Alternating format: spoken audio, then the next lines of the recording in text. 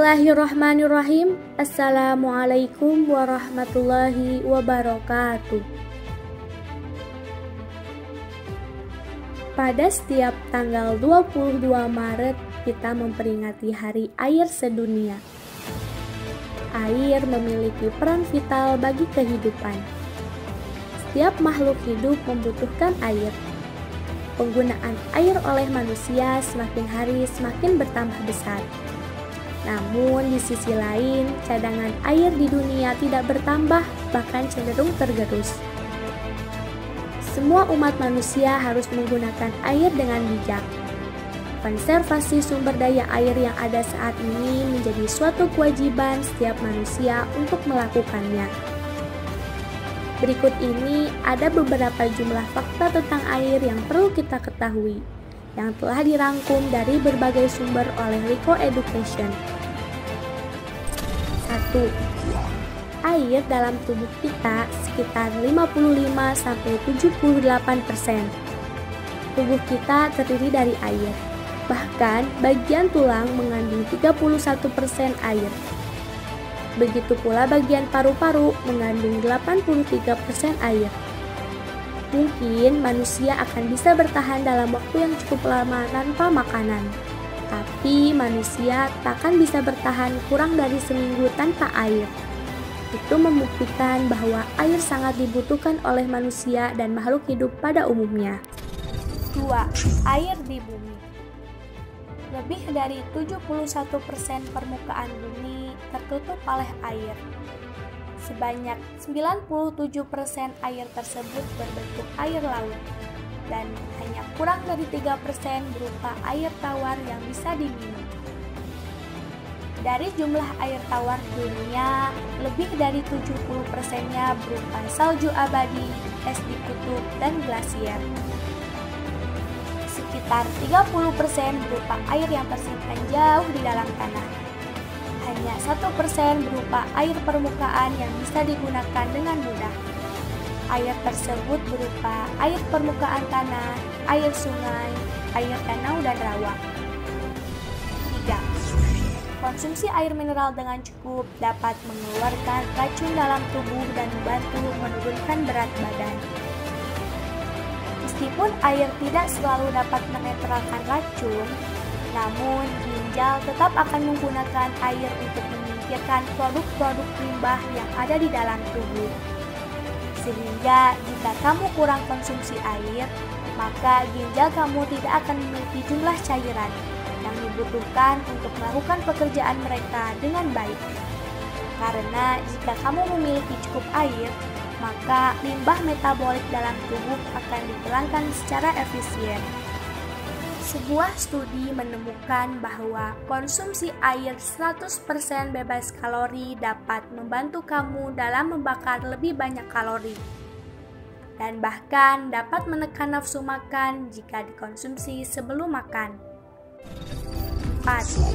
Ternyata air dapat merespon kita. Dr. Masaru Emoto adalah seorang peneliti dari Hado Institute di Tokyo, Jepang.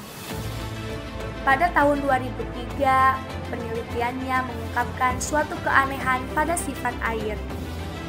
Melalui pengamatannya terhadap lebih dari 2.000 contoh foto kristal air yang dikumpulkannya dari berbagai penjuru dunia, Emoto menemukan bahwa partikel molekul air ternyata bisa berubah-ubah tergantung perasaan manusia di sekelilingnya, yang secara tidak langsung mengisyaratkan pengaruh perasaan terhadap klasterisasi molekul air yang terbentuk oleh adanya ikatan hidrogen. Emoto juga menemukan bahwa partikel kristal air terlihat menjadi indah dan mengagumkan apabila mendapat reaksi positif di sekitarnya, misalnya dengan kegembiraan dan kebahagiaan.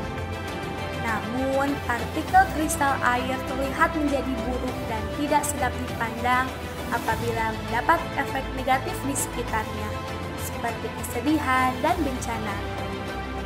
Lebih dari 2.000 foto kristal air terdapat di dalam buku Message from Water, yang artinya pesan dari air.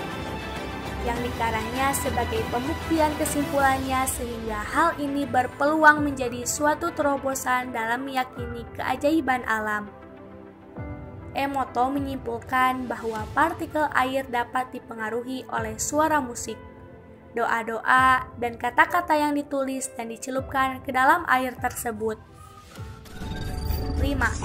Air menjadi salah satu perantara kesembuhan. Dalam sebuah hadis dari Abu Sa'id Al-Khudri bahwa ada sekelompok sahabat Rasulullah SAW. Mereka berada dalam safar, yaitu perjalanan yang jauh, lalu melewati suatu kampung Arab.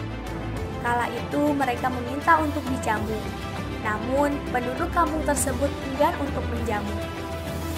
Penduduk kaum tersebut lantas berkata pada para sahabat yang mampir, "Apakah di antara kalian ada yang bisa meruqyah?" Karena pembesar kampung tersebut tersengat binatang atau terserang demam. Di antara para sahabat lantas berkata, "Ya, ada." Lalu ia pun mendatangi pembesar tersebut dan ia meruqyahnya dengan membaca surat Al-Fatihah. Akhirnya pembesar tersebut sembuh. Lalu ia membacakan ruqyah tadi diberikan seekor kambing. Namun ia enggan menerimanya dan disebutkan ia mau menerima sampai kisah tadi diceritakan pada Nabi Shallallahu Alaihi Wasallam. Lalu ia mendatangi Nabi Shallallahu Alaihi Wasallam dan menceritakan kisahnya. Ia berkata, "Wahai Rasulullah, aku tidaklah meruqyah kecuali dengan membaca surat Al-Fatihah." Rasulullah Shallallahu Alaihi Wasallam lantas tersenyum dan berkata, "Bagaimana engkau bisa tahu Al-Fatihah adalah ruqyah?" Kemudian beliau pun bersabda, "Ambil kambing tersebut dari mereka dan potongkan untukku sebagiannya bersama kalian." Hadis ini diriwayatkan oleh Al-Bukhari dan Muslim. Sekian dan terima kasih. Nantikan Leko Education di kesempatan lainnya. Insya Allah bermanfaat. Wassalamualaikum warahmatullahi wabarakatuh.